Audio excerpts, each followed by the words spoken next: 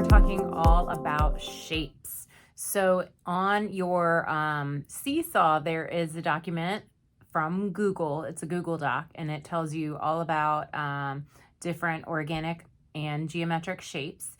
And there's a slideshow link in there so you can see different examples of a geometric and an organic shape.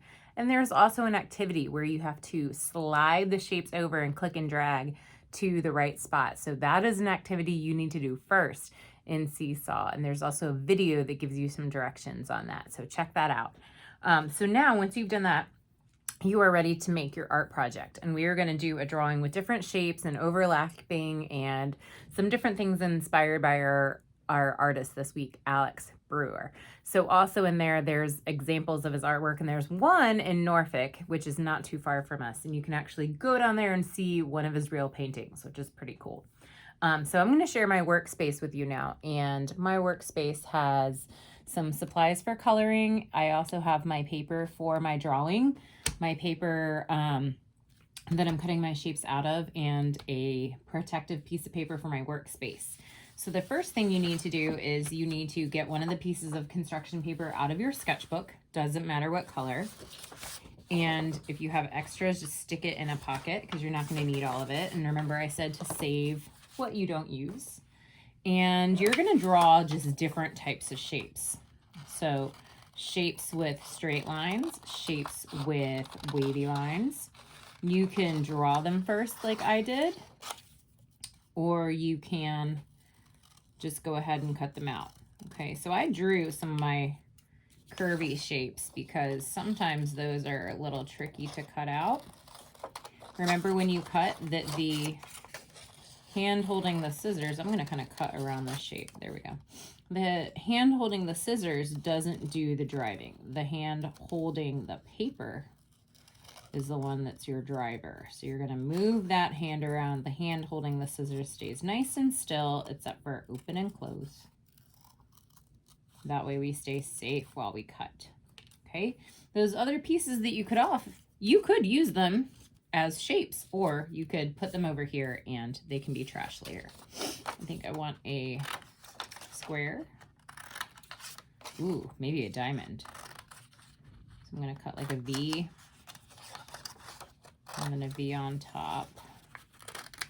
You can make big shapes, little shapes. If you're cutting them out of paper first, I would definitely do big shapes. If you're cutting out little tiny shapes smaller than 2 fingers, that's where it gets tricky. All right, so I might even save this big paper because I could probably use that for something else too. So I'm going to put that over with my sketchbook. Now I'm going to take the shapes I cut out and I'm going to arrange them somehow and trace them. So you can overlap, which means a shape on top of. Overlap means to be over top. So I could have this shape kind of go inside of this other one. Now before you start tracing, you can play around with shapes for a little bit. Maybe I only want part of the circle on the page. Maybe I want part of it going off. So I'm just going to trace part of my circle like this. Okay. Ooh, this almost looks like a face with like 2 eyes and a mouth, like upside down. I'm going to keep that. I like that. That's just where they landed. Remember to hold your paper down when you trace.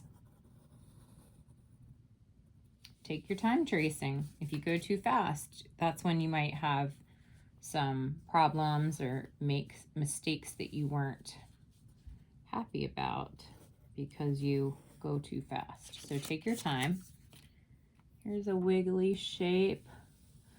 So I want you to have on your paper, when you're done with this step, at least 3 geometric shapes that have straight edges and straight sides, and at least 3 organic shapes with curvy edges and curvy sides.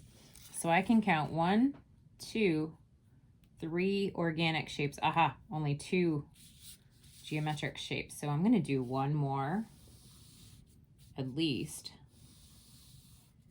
At least means more than. I'm going to go ahead and do another wiggly shape too. Okay, again, You can figure out how to use the space of your paper so it looks complete. You don't want your paper to look like you left something off. Maybe I'll do some dots. Okay, maybe I'll do a little oval. Maybe I'll use this square. Ooh, I didn't use my diamond. Maybe I'll do this diamond kind of inside of this square. Okay, now you don't have to save these shapes, but you might want to. You might want to put them in the pocket of your sketchbook because you might want them later. You might want to glue them down to this, which you can do as a last step. Okay, but either way, you're going to save them for right now. You might want to put them in a plastic baggie, or you might want to put them in a paper clip or just in the pocket of your sketchbook. The last step for today is to trace these shapes. Next class, we are going to go over coloring. Okay, I'm going to use a marker, but you're more than welcome to use a crayon or a colored pencil.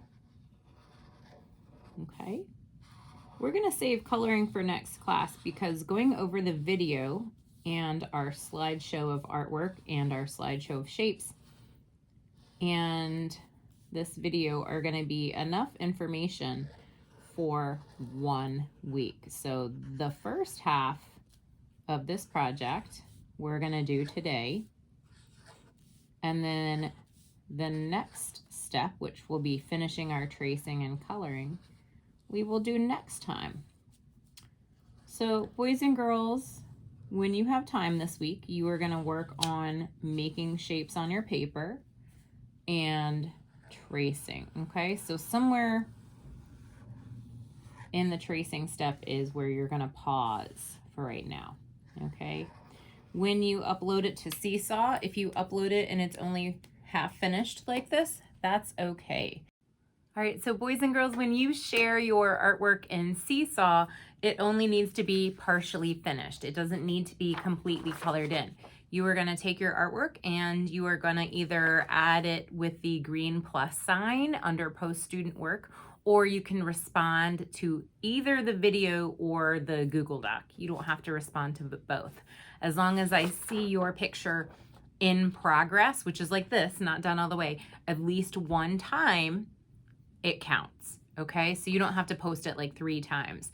As long as I see it once, you've done your job. So boys and girls, this is where we're going to stop this week. We are going to work more on coloring our shapes and finishing tracing our shapes next week. Until then, I want this artwork to stay in your sketchbook, probably in the pocket because that's the best place for it. And I will talk to you boys and girls next week.